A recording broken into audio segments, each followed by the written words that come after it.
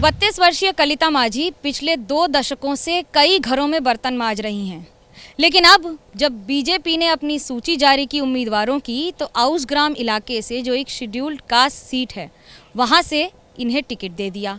अब उम्मीदवार बनने के बाद कलिता को ये नहीं समझ में आ रहा था कि वो जिस घर में बर्तन मांजें वो करें या फिर घर लौटें।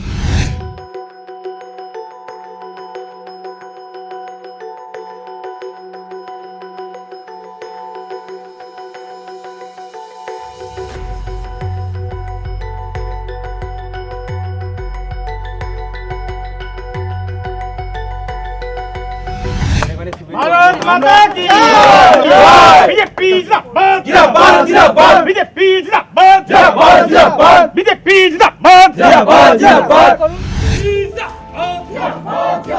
वैसे फ्रीलाप सदीन बीजेपी बीजेपी जिंदाबाद जिंदाबाद। वैसे फ्रीलाप सदीन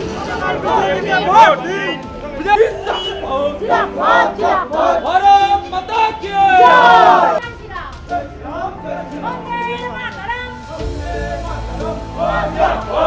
बीजेपी बीजेपी बीजेपी जिंदाबाद जिंदाबाद। वंदे मातरम। बीजेपी बीजेपी जिंदाबाद।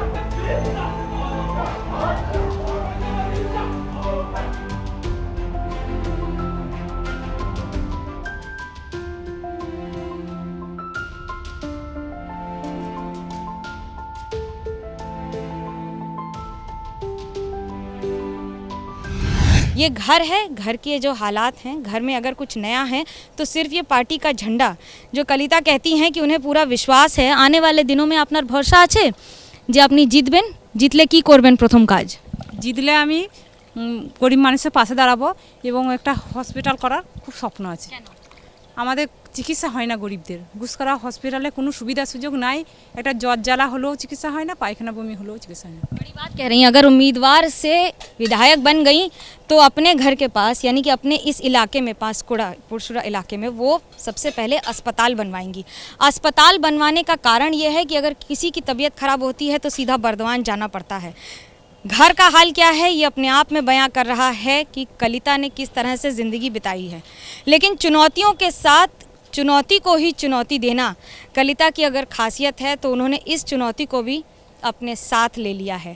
अब अगर कुछ इंतज़ार है तो कैसे इस बर्तन मांजने वाली महिला, जो पिछले 2 दशकों से एक किसान की बेटी, एक प्लम्बर की पत्नी और एक माँ जो अपना घर चलाकर किसी तरह से जीवन यापन कर रही थी, अब इंतज़ार कर रही है जनप्रतिनिधि बनने का।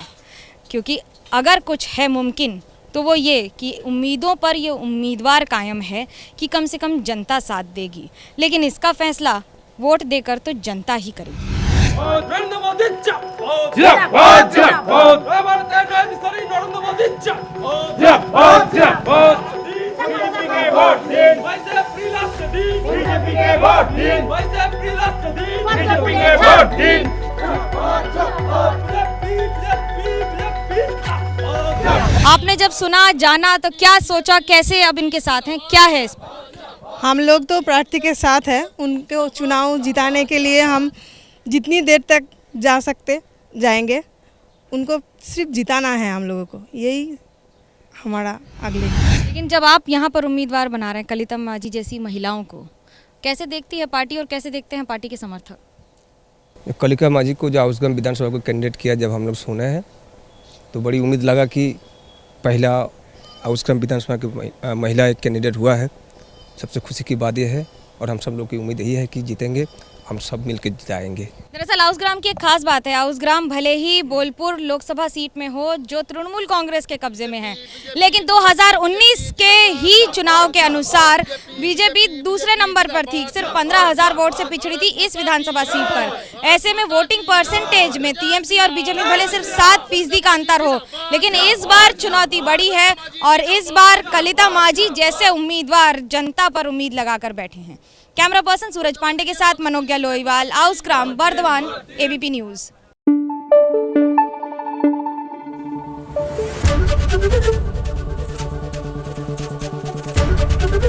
एबीपी न्यूज़ आपको रखे आगे।